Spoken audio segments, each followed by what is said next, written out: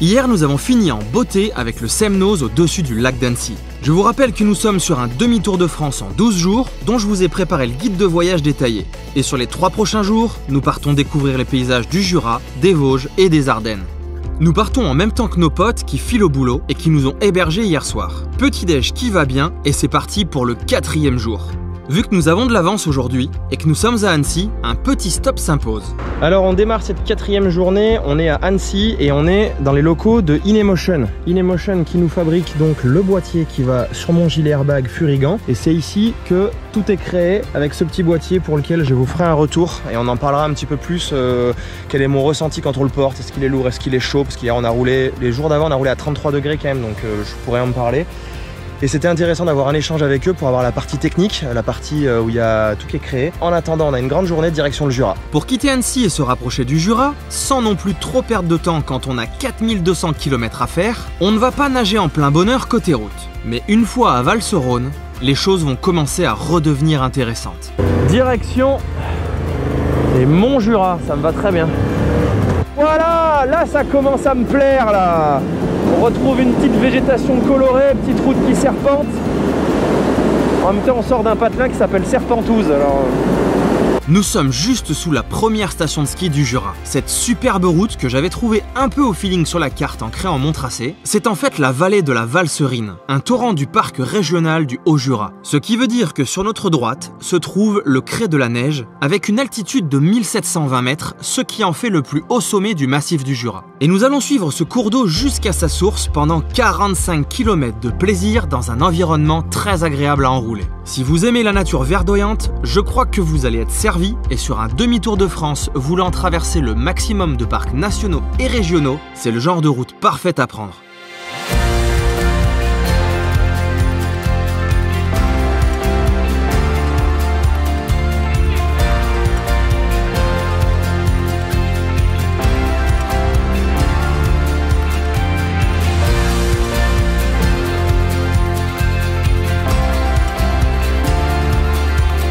Nous arrivons au niveau des principales stations de ski du Jura et je me dis qu'il doit y avoir quelques cols sympas à découvrir ici. Je reviendrai pour préparer un guide plus concentré sur cette région.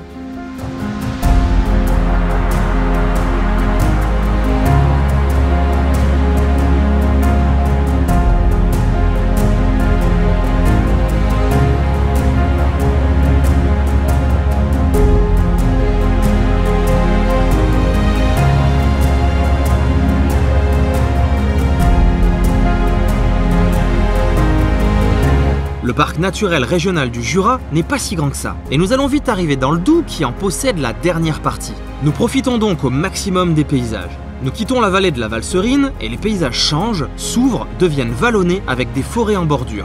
On avance sur notre traversée du Jura, et puis la météo est en train un petit peu de se gâter, alors on va essayer de faire une pause repas rapidement au lac des Rousses, en espérant que ça va pas faire venir le mauvais temps, mais je crois que c'est quand même notre sort est un peu scellé.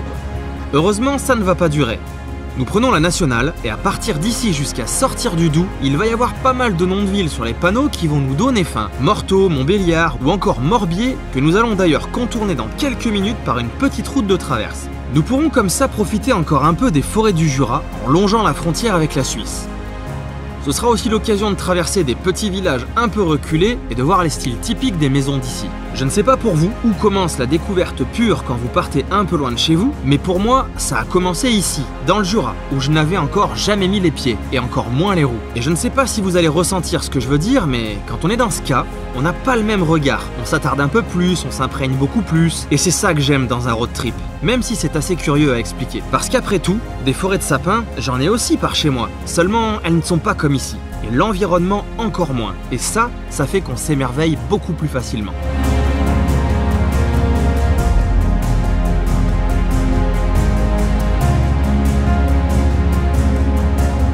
Nous arrivons au lac de Saint-Point. Dans mon guide de voyage, c'est par ici que je vous ferai dormir ce soir.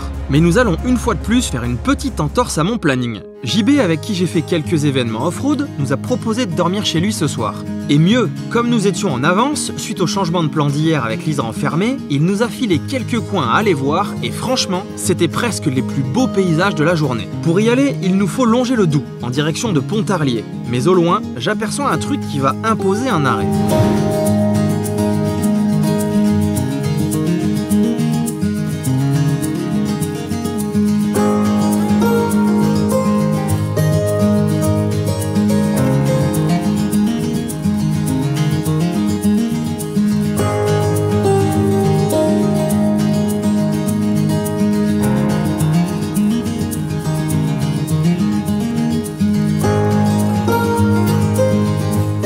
Nous continuons pour rejoindre le premier conseil de JB, la source de Lalou. La route pour y aller traverse encore des décors verdoyants. Malheureusement, une fois sur place, il faut poser les motos et marcher 600 mètres. Avec tout le chargement et le fait de devoir trimballer le matos, on va passer notre tour pour cette fois, ce qui est dommage car j'ai vu des photos et ça a l'air magnifique. Nous allons à la place retourner faire un bain de beaux paysages et dans quelques minutes à peine, nous allons être servis.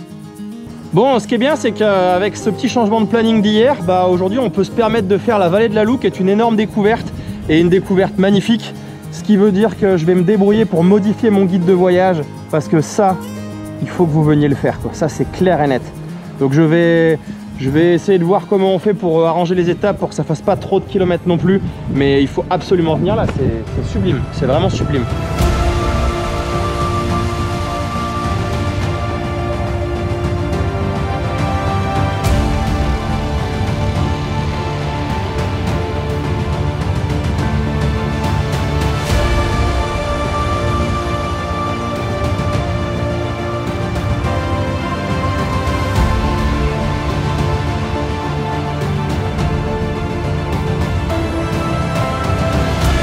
Il est donc évident que mon guide de voyage pour ce demi-tour de France a été modifié pour y intégrer ce passage. Prochaine étape, une petite route où se déroule une course de côte.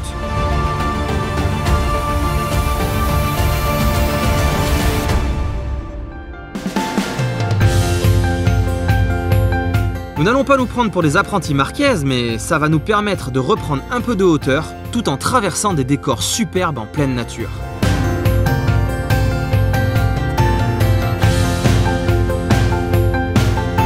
Une fois sur le plateau, la route perd ses virages, mais elle fonce droit dans la forêt, ce qui devrait annoncer encore de bons moments.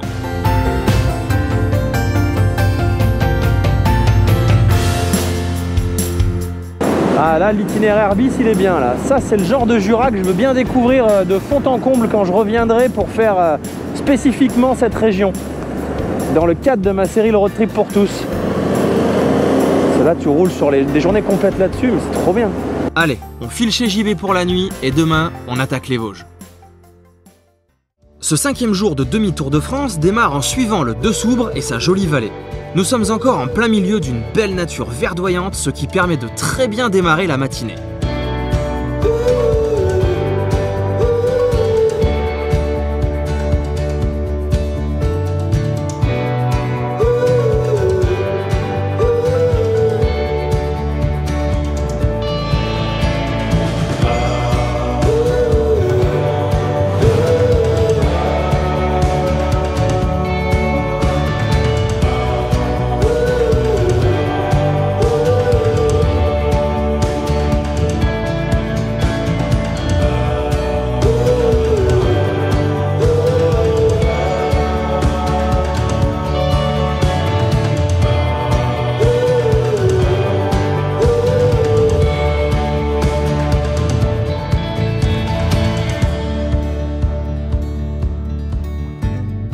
Nous repartons avec ces belles images en tête qui vont nous permettre d'avaler la portion d'autoroute qui nous attend. En effet, nous devons avancer, et la vraie prochaine étape sera la traversée de l'Alsace, et plus particulièrement du massif des Vosges et de ses cols. Nous passerons par Belfort pour aller attaquer la réserve naturelle des Ballons Comtois. Le Ballon d'Alsace, qui culmine à 1247 mètres d'altitude, est l'un des premiers sommets significatifs lorsqu'on aborde le massif des Vosges par le sud. On l'appelle comme ça certainement pour sa forme de dômes aux pentes raides. Dans le coin, il y a 3 autres ballons, mais je ne pourrais pas les inclure dans ce voyage vu la route qu'il nous reste encore à parcourir. Nous sommes en haut du Ballon d'Alsace, donc dans les Vosges. C'est une découverte pour moi, j'en avais beaucoup entendu parler. Je m'attendais à avoir une plus grosse vue. En fait, il faut faire de la rando et aller plus haut. Il y a un sentier pour avoir une vue sur toutes les montagnes qui sont là-bas derrière. Grâce au drone, on va pouvoir aller voir ça.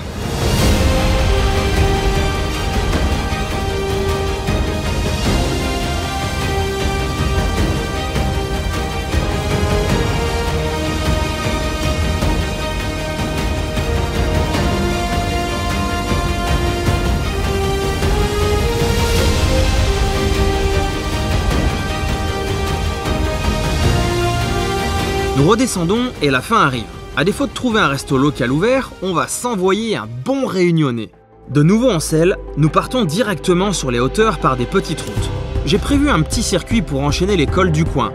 Bon, ok, on va perdre un peu de temps plutôt que de simplement traverser les Vosges. Mais vous me direz tout à l'heure si ça en valait la peine ou pas, moi j'ai déjà la réponse. Quand on arrive à l'entrée de cette route, un vieux panneau rouillé nous annonce « Danger, route étroite ». Bon, on roule souvent en Ardèche, alors ça ne va pas nous inquiéter. En fait, ce que je ne savais pas, c'est que cette petite route sympathique va nous faire prendre une sorte de parcours qui suit les crêtes des reliefs et qui n'est absolument pas fréquenté, si ce n'est par les cyclistes. C'est donc une nouvelle fois un bain de nature qui nous attend. À tel point que j'ai fini par me demander si ça n'allait pas terminer en off-road au bout d'un moment, à force de voir des morceaux d'arbres sur la voie et de la mousse qui pousse en plein milieu. Qu'est-ce qu'une forêt des Vosges? C'est une forêt des Vosges. Quand nous arrivons à Scholl, sur la carte on a l'impression d'être en plein milieu de nulle part, alors on va aller voir les alentours avec Moustique.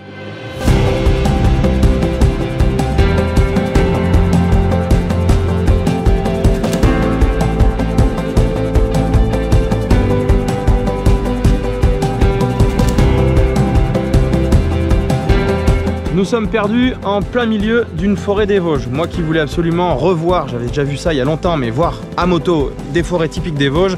Alors là on est en plein dedans. On est passé par des tout petits cols où on se demandait si ça allait pas finir en piste. Il y avait de la mousse qui poussait au milieu, enfin c'était vraiment génial, c'était typique, c'était formidable. On a eu un petit coup de fil de là où on devait dormir ce soir, ils ont pris la flotte, dégâts des eaux, quelque chose comme ça, ils nous ont dit inondation, donc ça veut dire que c'est tombé à l'eau. Et la ville où on allait dormir, il y a un gros festival de minéraux, enfin une grosse foire de minéraux qui fait qu'en fait, tout est complet. Donc on va essayer de pousser un peu plus loin et j'espère qu'on va trouver un camping dans les montagnes, un truc sympa. Nous allons descendre pour faire une petite boucle par la station du Markstein. Ça va nous faire un petit détour, mais sur la carte, ça avait l'air vraiment beau. Alors on va vérifier ça. Col de Bramont, altitude 956. On retombe sur une vraie route, mais dangereuse.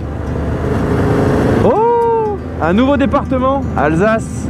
Une fois en bas, nous tombons sur le lac de Krout-Wildenstein, qui annonce déjà la couleur pour la suite.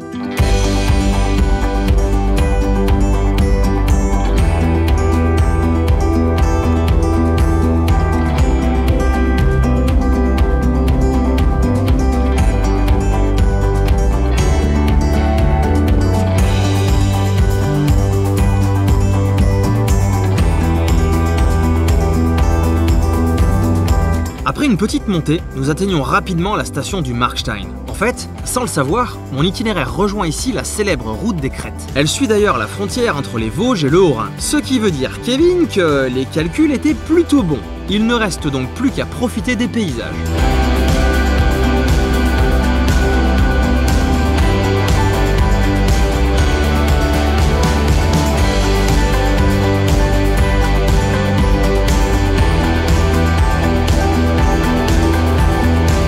On vient de passer le col du Herrenberg et franchement c'est vraiment très très beau. On a des vues sur les reliefs des Vosges, c'est splendide. On nage en plein rêve là. J'adore.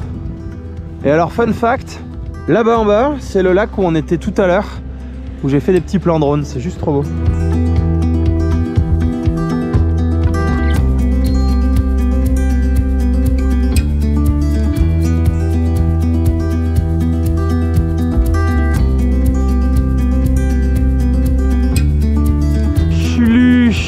De la schlourte touriste. Bon, il y a des fois sur les crêtes c'est quand même très roulant. Oui, alors faites quand même attention, toute la route est limitée à 70 sans trop savoir pourquoi. Bon, remarquez, ça aide à profiter des paysages au maximum.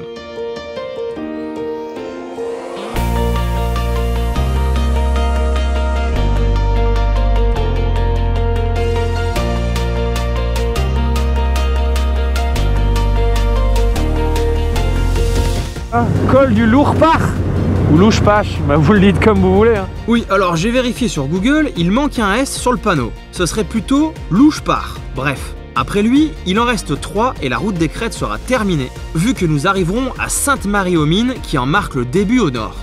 Après le col des Bagenelles, nous tirerons direct au camping. Demain, il faudra finir la découverte des Vosges.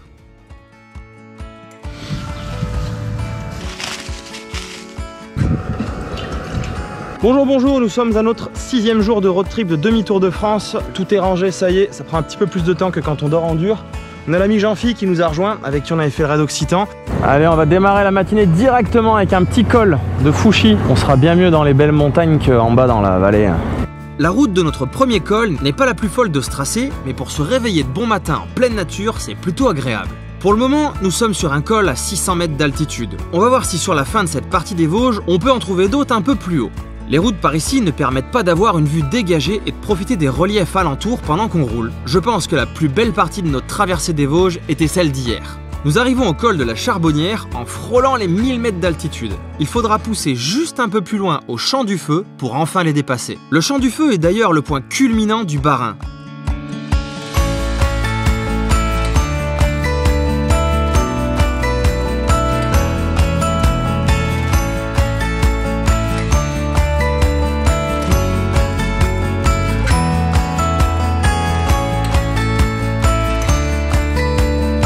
Nous sommes en fait ici sur un plateau et nous en avons terminé avec les vraies montagnes des Vosges. La prochaine étape sera de rejoindre le parc naturel régional des Vosges du Nord pour essayer de faire un dernier plein de montagnes avant très longtemps. Mais avant ça, impossible de quitter l'Alsace sans traverser des champs de vignes. Si vous me suivez, vous savez que j'ai une petite passion pour le vin et évidemment ici, nous sommes dans une région qui en produit. Et je dois dire qu'entre la forme des vignes alsaciennes et de l'environnement des champs, qui diffère beaucoup de ce que j'ai chez moi, je n'ai pas résisté longtemps à l'envie d'aller voir ça de plus près.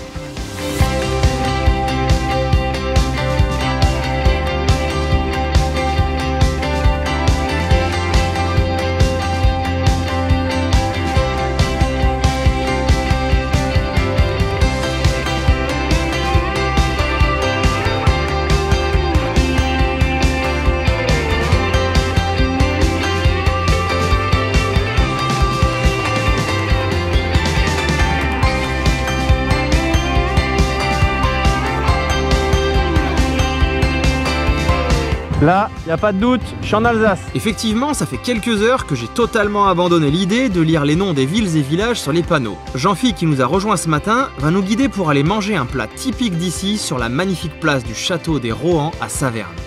Bon, dans quelques vingtaines de kilomètres, on va quitter l'Alsace. C'était impossible de repartir sans tester la Flamencuche. Nous repartons par le tout petit col de Saverne et au passage, ça en fait un officiel de plus et il va nous permettre de basculer dans le parc naturel régional des Vosges du Nord. Ce qui fait aussi un parc de plus. Notre passage ici sera assez rapide car il nous faut avancer sur ce demi-tour de France en 12 jours. Bon, je ne sais pas s'il fallait s'aventurer plus profondément, jusqu'à l'Allemagne par exemple, ou si c'est comme ça dans tout le parc, mais que ce soit pour le plaisir du pilotage ou pour en prendre plein la vue, nous n'avons pas été convaincus. Allez, il est l'heure de la sieste. Bon, bah là, ça va être long, très long. On vient de traverser la Moselle par l'autoroute. Tiens, bah d'ailleurs, il y a le canal là. Et on continue un peu plus à l'est. On contourne Metz et on file plus à l'est. Enfin, tu dis ça parce que t'allais tout droit vers l'ouest en prenant ça pour le nord. Et quand t'as tourné à droite, t'as cru que c'était l'est, mais en fait, c'était le nord. Bref, on avance, etc. On s'ennuie, donc on s'occupe. En même temps, quand tu vois ce genre de nationale toute droite, pendant des kilomètres, quitte à avancer, autant prendre l'autoroute, quoi. Hein. Et d'un coup, les panneaux me semblent vraiment bizarres. Ah bah oui, on n'est plus en France. Je sais pas. Ah oui, Belgique. Ah là là, les gars, on est dans un no man's land, là. Tu vois que les panneaux, c'est plus les mêmes. Là-bas, c'est Meurthe et Moselle, et là, c'est Belgique. Bah, du coup, on vient d'y aller une fois, hein. Allez, retourne à la France.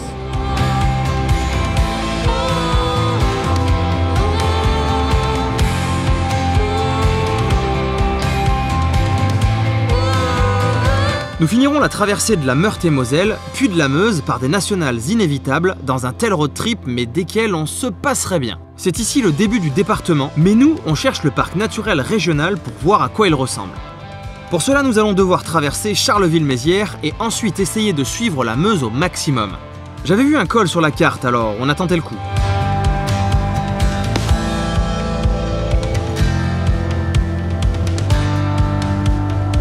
Alors le seul col que j'ai réussi à trouver dans le coin, c'est un col avec des 2 voies. Et en plus, ils m'ont planqué le panneau. J'ai dû faire demi-tour pour le valider. Et nous voici enfin en plein milieu des Ardennes. On a fait donc pas mal d'autoroutes, c'était pas top. On a fait de la nationale, c'était pas top non plus. Et là, on le voit mieux avec le drone, on est en plein milieu des forêts des Ardennes.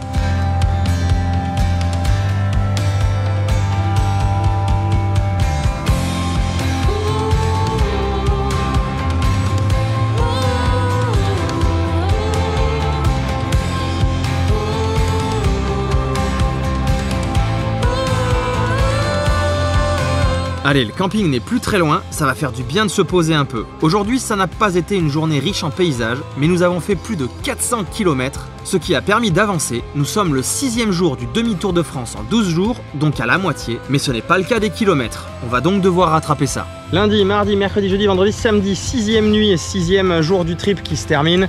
Et ce soir, on avait choisi un petit camping et il nous a proposé deux options. Soit la tente, soit le mode gypsy.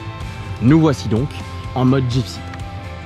Après avoir refait le monde avec un vieil anglais conservateur au bar du camping, nous irons dormir dans notre mini-caravane.